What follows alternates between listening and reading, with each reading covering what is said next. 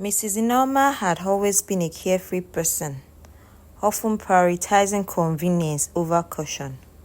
She would often dress in front of her 6-year-old son, Chuku, without giving it a second thought. She assumed it was harmless and that Chuku was too young to understand what he was saying. Chuku was the only child to Mr. and Mrs. Norma. Mr. Norma lived in the UK for greener pastures, while Chuku and Mrs. Norma stayed back in Nigeria. Mrs. Norma saw Chuku as his companion and even people thought she was a single parent. Mrs. Norma would often call Chuku to help her rub her cream on her back, exposing her body carelessly to the poor boy, thinking he is still young to understand what he was saying. And she would often drop her phone carelessly for Chuku, letting him have access to adult content as well. However, as time passed, Chuku began to exhibit inappropriate behavior. He would touch himself in ways that were not acceptable, make suggestive comments to his friends, and even try to imitate what he had seen his mother do. At first, Mrs. Norma dismissed it as mere curiosity, but as the behavior continued, she realized that something was wrong. One day, Chuku's teacher, Mrs. Okeke, called Mrs. Norma to report that Chuku had been touching one of his female classmates inappropriately. Mrs. Norma was shocked and embarrassed.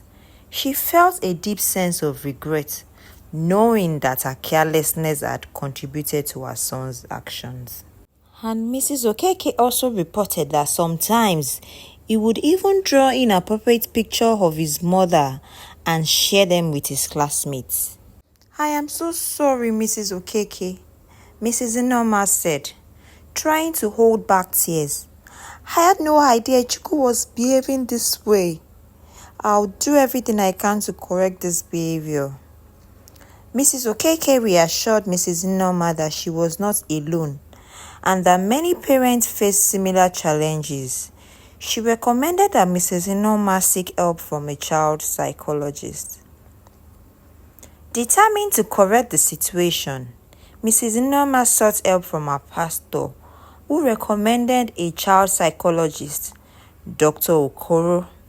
Dr. Okoro worked with Chuku, teaching him about appropriate boundaries and behaviors. Dr. Okoro also met with Mrs. Norma, educating her on how to create a safe and healthy environment for her son, Chuku. Dr. Okoro said to Mrs. Norma, "It's essential to create clear boundaries and guidelines for Chuku. Children at this age are learning about their bodies and boundaries. As a parent, it's your responsibility to teach him what is and isn't acceptable."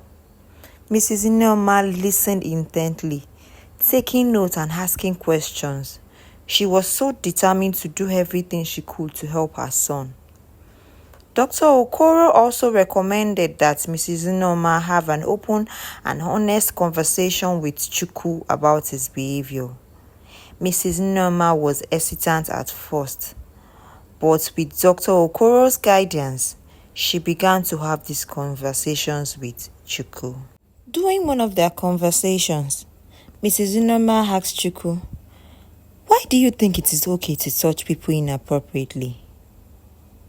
Chuku looked down, embarrassed, and he said, "I'm sorry, Mommy.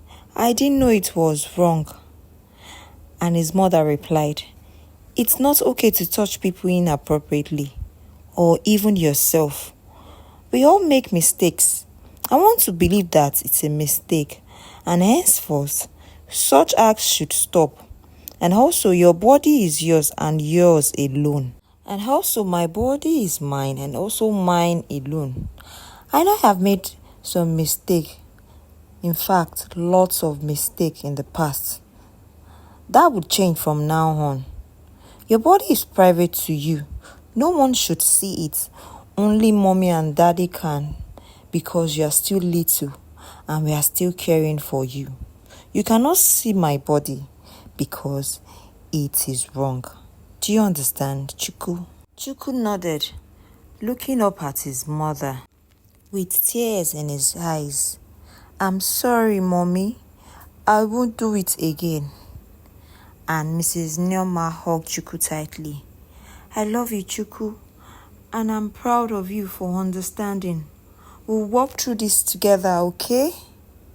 With time, patience, and guidance, Chuku began to overcome his inappropriate behavior. He learned to respect his own body and those of others. Mrs. Inoma's regret slowly turned to relief, knowing that she had taken steps to redeem her son. The experience had been a difficult lesson for Mrs. Inoma, but it had also made her more mindful and responsible parent. She was grateful for a second chance to raise her son right and vowed to always prioritize his well-being. As Chuku grew older, he began to understand the impact of his mother's action on his behavior. He forgave his mother and he appreciated the efforts she made to correct her mistakes. The bond between Mrs. Neoma and Chuku grew stronger, and they became a closer and more loving family. Mrs. Neoma's experience also made her more aware of the importance of protecting children from exposure to explicit content. She began to advocate for parents to be more mindful of their actions and to create safe environment for their children.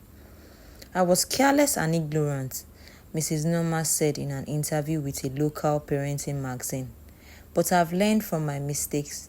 As parents, we must be very careful of our actions and create safe environment for our children. We owe it to them to protect their innocence and promote healthy development." Mrs. Inama's story served as a cautionary tale about the importance of responsible parenting and the need to protect children from harm. Guys, kindly remember to like this video, subscribe if you love what you just watched, and also kindly comment in the comment section the lessons and the morals you learned from the story, and I will see you in another video. Bye.